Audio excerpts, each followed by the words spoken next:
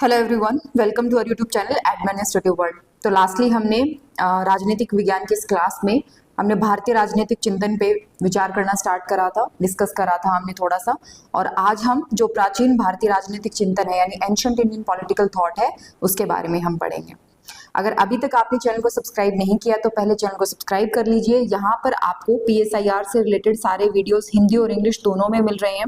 साथ ही साथ हमने 30 दिन के लिए आंसर राइटिंग प्रोग्राम जो है 30 डेज आंसर राइटिंग प्रोग्राम ये स्टार्ट करा है, तो उसको भी जरूर ज्वाइन करिएगा। ये फ्री ऑफ कॉस्ट है यूट्यूब के ऊपर।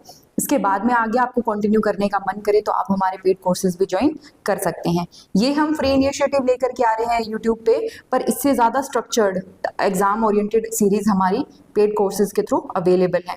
ज़्यादा जानकारी के लिए आप हमें कॉन्टेक्ट कर सकते हैं 9896859767 पर। चलिए आगे बढ़ते हैं और जानते हैं एंशिएंट इंडियन पॉलिटिकल थॉट के बारे में। आपसे मैं जब भी आपको प्राचीन भारतीय राजनीतिक चिंतन की बात करूं तो मैं AIPT, और जब भी आधुनिक भारतीय राजनीतिक चिंतन की बात करूं तो MIPT यानी मॉडर्न इंडियन पॉलिटिकल थॉट और एंशिएंट इंडियन पॉलिटिकल थॉट में वर्ड्स को यूज करने वाली हूँ। कहीं पर भी आपको लगे कोई शब्द आपको ढंग से समझ में नहीं आ रहा या कहीं पर भी उसको प्रॉपरली नहीं बोला जा रहा, कुछ भी उसका मीनिंग समझ में नहीं आ रहा, तो कमेंट सेक्शन में आप हमसे पूछ सकते हैं। देखो, भारतीय राजनीतिक चिंतन की दो धाराएं हैं, एक जो प्राचीन है और एक जो आधुनिक है। प्राचीन जिसमें हम तीन चीजों को पढ़ते हैं, एक तो हमारी जो धर्मशास्त्र रहे हैं मनुस्मृति महाभारत, उसमें राजनीति को लेकर के क्या विचार थे उनके बारे में हम पढ़ते हैं। फिर जो बौद्ध धर्म रहा, बौद्ध लोगों ने किस तरीके से राजनीति को समझा वो हम जानेंगे। एंड सबसे इंपॉर्टेंट, कौटिल्य ने राजनीतिक क्या विचार आपने प्रस्तुत करे हैं उसके बारे में जब हम जानते हैं तो हम प्राचीन भारतीय राजनीतिक चिंतन की बात कर रहे होते हैं।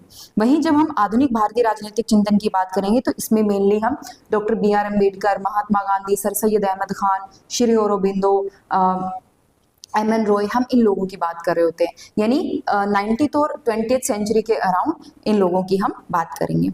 मॉडर्न इंडियन पॉलिटिकल थॉट यानी MIPT पे हम लेटर ऑन डिस्कस करेंगे। अभी फिलहाल हमारा फोकस जो है वो AIPT के ऊपर है। तो ध्यान रखिएगा, प्राचीन भारतीय राजनीतिक चिंतन और आधुनिक भारतीय राजनीतिक चिंतन में फर्क क्या है। प्राचीन भारतीय राजनीतिक चिंतन भारतीयों द्वारा स्वयं विकसित किया गया है, वो हमारा खुद का है। मतलब हमने अपने एक्सपीरियंस से, अपने अनुभव से, अपने समाज को देख करके हमने उस राजनीतिक चिंतन का विकास करा है। लेकिन आधुनिक जो राजनीतिक चिंतन है, मॉडर्न इंडियन पॉलिटिकल थॉट है, ये बहुत हद तक वेस्टर्न आइडिया से इंस्पायर्ड है। बहुत हद तक जैसे हमारे समाज में कुछ कुप्रथाएं चल रही थी तो सोशो रिलीजियस रिफॉर्म मूवमेंट आते हैं, समाज में बदलाव, सुधारवादी आंदोलन चलता है। तो वो सुधारवादी आंदोलन की प्रेरणा कहाँ से मिलती है? एक तो आपको एंशिएंट इंडियन पॉलिटिकल थॉट से मिलती है और काफी हद तक वेस्ट की जो लिबरल एजुकेशन थी उससे भी काफी ज्यादा इंस्पिरेशन मिलती है। आधुनिक भारतीय राजनीतिक चिंतन मुख्य रूप से भारतीय पुनर्जागरण यानी कि 1800-1900 के बाद में इसकी शुरुआत होती है और राष्ट्रीय स्वतंत्रता आंदोलन खास करके 19वीं और 20वीं सदी की शुरुआत के दौरान शुरू हुआ था। ध्यान रखना, जब हम वैसे तो अलग से मैं इसको कवर कराऊंगी, लेकिन जो आधुनिक भारतीय राजनीतिक चिंतन है ये जब हम स्वतंत्रता आंदोलन पढ़ते हैं पूरा, तो स्वतंत्रता आंदोलन जब चल रहा है, एक तो उस टाइम पे लोग बता रहे हैं कि राजनीति का ये मतलब होता है, फ्रीडम का ये मतलब होता है, स्वराज का ये मतलब है, हमारे पास हक होना चाहिए, हमारे पास अधिकार होने चाहिए। एक तो उस टाइम पे उस कॉन्टेक्स्ट में हम बात कर रहे हैं। दूसरा, सोशियो रिलीजियस रिफॉर्म,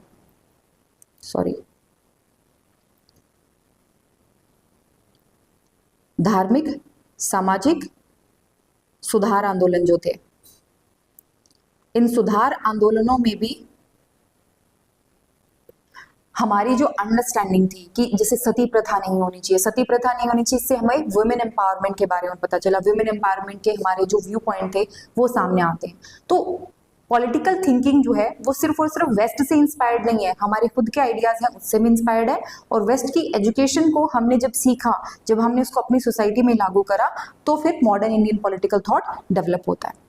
तो आधुनिक विचारक जो हैं वो इस बात को मिलाने का प्रयास करते हैं, किस किस को? प्राचीन काल के पुराने विचारों को, सामाजिक सुधार आंदोलन को, और विज्ञान, प्रगति, राष्ट्रवाद, स्वतंत्रता, समानता और न्याय जैसे पश्चिम के नए विचारों को।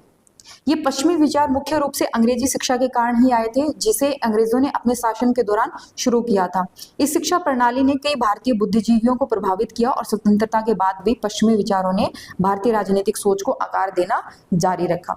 प्राचीन भारतीय राजनीतिक चिंतन यानी AIPT की मुख्य विशेषताएं अब हम जानेंगे। देखो, हम बहुत ज्यादा इन्फ्लुएंस्ड थे। ब्रिटिशर्स जब हमारे यहाँ आए, अंग्रेज जब हमारे यहाँ आए, आने के बाद उन्होंने जो जो काम करा, जिस तरीके से वो भारत को लूट रहे थे, गुस्सा भी था, लेकिन जो अंग्रेजी एजुकेशन, अंग्रेजी शिक्षा का जो उन्होंने इंट्रोड्यूस करा था हमारे यहाँ, वो लेकर के आए थे, उससे लोगों ने बहुत फायदा उठाया।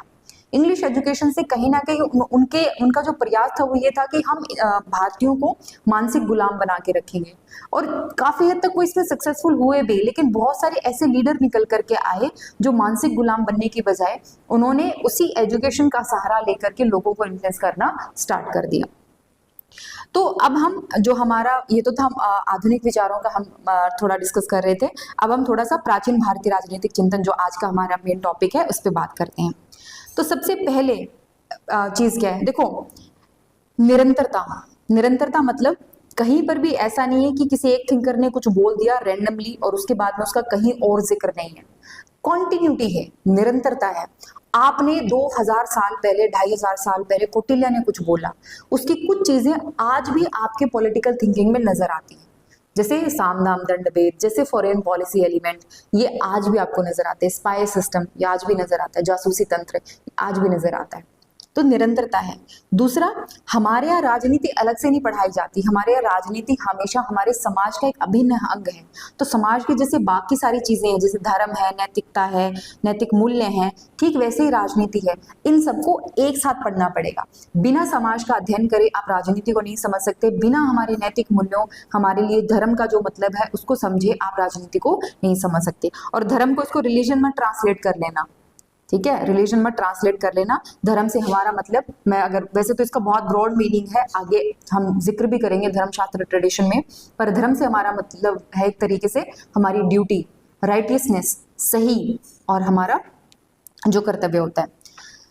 इसके अलावा ये यथार्थवादी और व्यवहारिक था। जो एंशिएंट इंडियन पॉलिटिकल थॉट है ये प्रैक्टिकल है, इसको ढंग से अप्लाई किया जा सकता है। हवा में बातें नहीं करेगी, जो जमीनी तौर पे अप्लाई किया जा सकता है उसी चीज को कहा गया है, तो ये व्यवहारिक है। ये रूढ़िवादी भी है और स्थिर भी है। रूढ़िवादी और स्थिर क्यों कहा गया है? क्योंकि इसका जो मेन फोकस था, वो मेन फोकस क्या था? समाज में स्थिरता बनाए रखना, ठीक है, इसलिए इसको रूढ़िवादी और स्थिर कहा गया। क्योंकि आज के संदर्भ में जो हम देखते हैं ना, आज के संदर्भ में तो हमें रूढ़िवादी नजर आता है, बट उस टाइम के लिहाज से काफी सही था। और राजनीति मानवीय गतिविधियों की अन्य शाखाओं से घनिष्ठ रूप से जुड़ी हुई है। देखो, हमारे लिए, मैंने अभी कहा ना, हम क्या सोचते हैं, हमारे लिए नैतिकता का क्या मायना है, उससे हमारी राजनीतिक सोच बहुत हद तक प्रभावित होती है। आप इनको अलग नहीं कर सकते।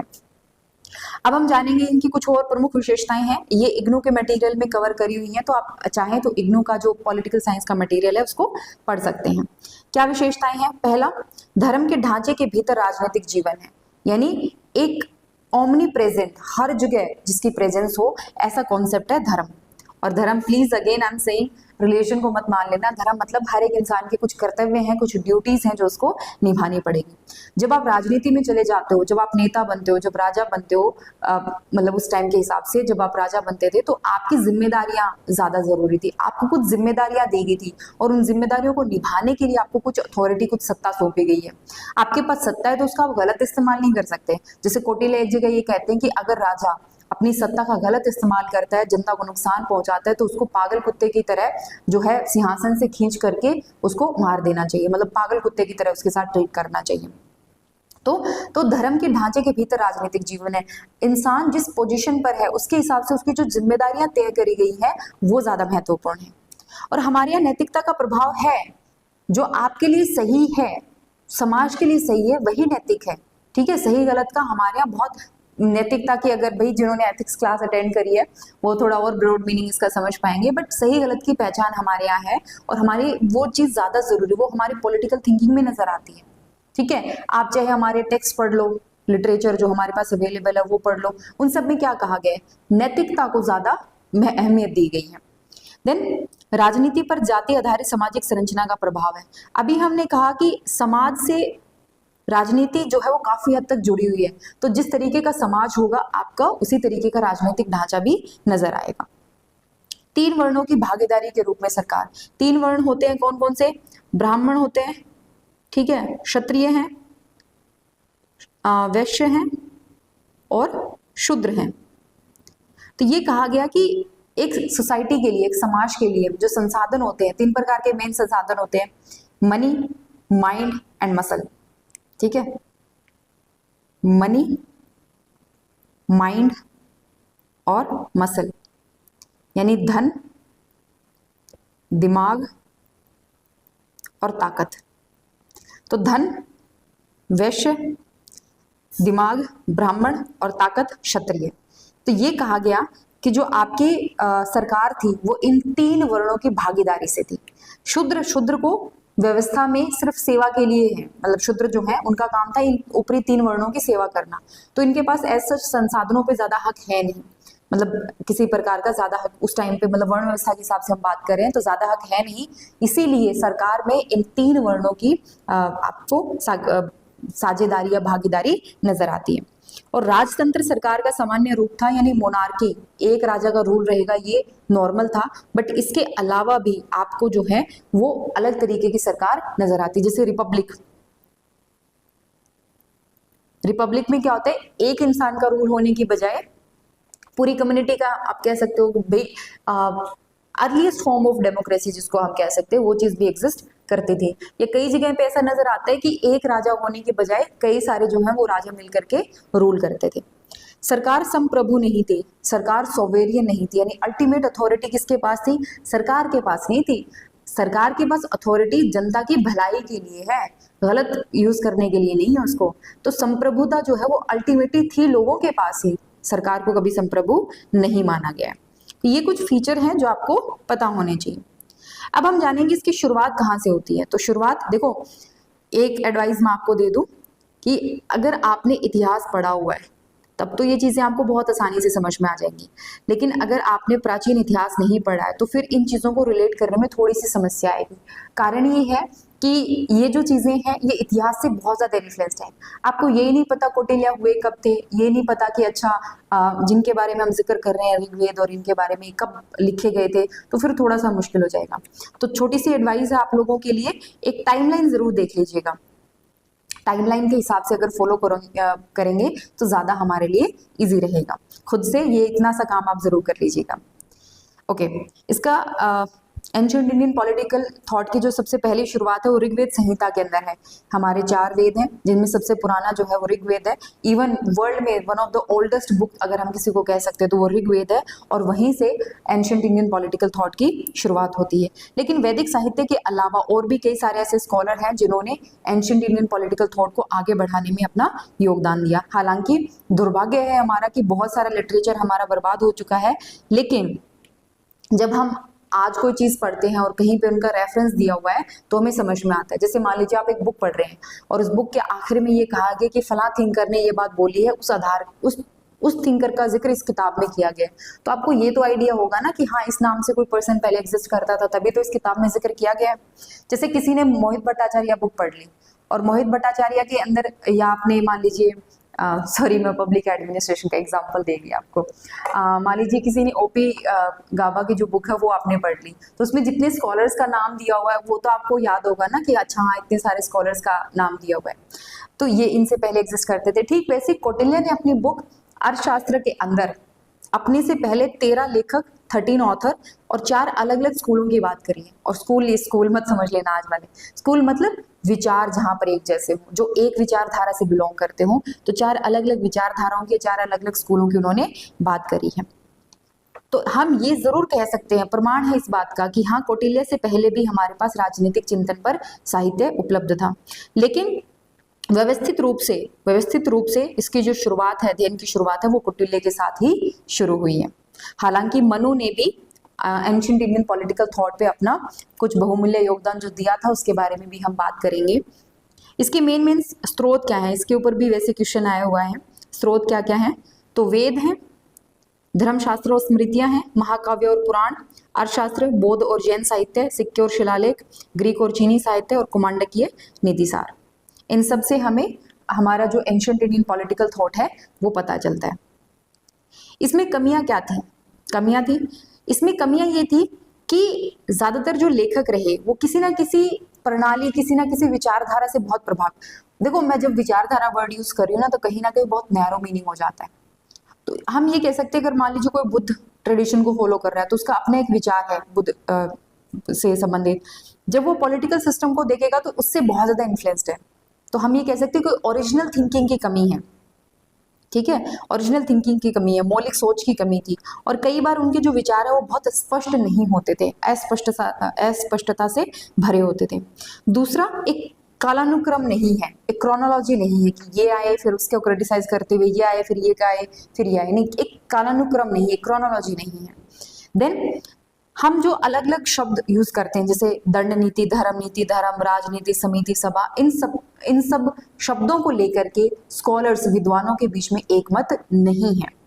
जब हमारा आपस में एक मत नहीं होगा तो हम कैसे कह पाएंगे कि इस शब्द का ये मीनिंग निकलता है। तो ये जो एंशिएंट इंडियन पॉलिटिकल थॉट है, सब कुछ गलत नहीं है और सब कुछ अच्छा भी नहीं है, बस हमें उस संदर्भ में इसको जज करना होता है। तो एंशिएंट इंडियन पॉलिटिकल थॉट न केवल भारत में बल्कि पूरे विश्व में सबसे विकसित राजनीतिक विचारों में से एक है। बस इसको उतना क्रेडिट नहीं मिला इसको। इसके कई कारण हैं। पहले तो इसको संहिताबद्ध नहीं करा गया, कोडिफाइड नहीं है, प्रॉपर लिटरेचर इसका अवेलेबल नहीं हो पाता है, इसके लिए ठीक से प्रयास भी नहीं किए गए। और आज अगर हमें वो पहचान चाहिए तो हमें क्या करना पड़ेगा, ठीक से विश्लेषण करना पड़ेगा और हमारी राजनीति से संबंधित जो समस्याएं हैं उनका जवाब कहीं ना कहीं हमें हमारे ही पॉलिटिकल थॉट में, हमारे ही राजनीतिक चिंतन में उसका जवाब मिलेगा। ठीक है, तो इसी के साथ हमारा ये जो लेक्चर आज हम कंप्लीट करते हैं। कल हम आगे बात करेंगे धर्मशास्त्र ट्रेडिशन और एंशिएंट इंडियन पॉलिटिकल थॉट की। देखो, AIPT में हम 3 चीजें पढ़ेंगे, आपके सिलेबस में भी दी हुई हैं। पहले हम पढ़ेंगे धर्मशास्त्र के बारे में, और धर्मशास्त्र में हम सब कुछ नहीं पढ़ने वाले, हम मनुस्मृति और महाभारत, इसमें भी जो मेन पॉलिटिकल थिंकिंग से रिलेटेड है हम उनके बारे में बात करेंगे। धर्मशास्त्र के बाद में जो बौद्ध विचार रहा, बौद्ध परंपरा जो रही, हम उसके बारे में बात करेंगे। और साथ ही फिर हम कौटिल्य का जो विचार रहा, कौटिल्य अर्थशास्त्र, उसके बारे में हम बात करेंगे। तो कल हम धर्मशास्त्र और धर्मशास्त्र में भी मनुस्मृति के बारे में डिस्कस करा जाएगा। आपको कोई डाउट हो, कुछ पूछना हो तो कमेंट सेक्शन में आप जरूर बताइएगा। और जाने से पहले रिक्वेस्ट है आप सब लोगों से कि आप प्लीज हमारा टेलीग्राम चैनल ज्वाइन कर लीजिए ताकि आपको अपडेट जल्दी से जल्दी मिलती रहे। और कोई भी डाउट आता है पॉलिटिकल साइंस से रिलेटेड तो आप कमेंट सेक्शन में हमें बता सकते हो। और ये जो 30 डेज का आंसर राइटिंग प्रोग्राम स्टार्ट हो रहा है, प्लीज इसको भी जल्दी से जल्दी ज्वाइन करिएगा रेगुलर। आपको पसंद आता है इनिशिएटिव तो एक कमेंट जरूर करिएगा। Thank you so much.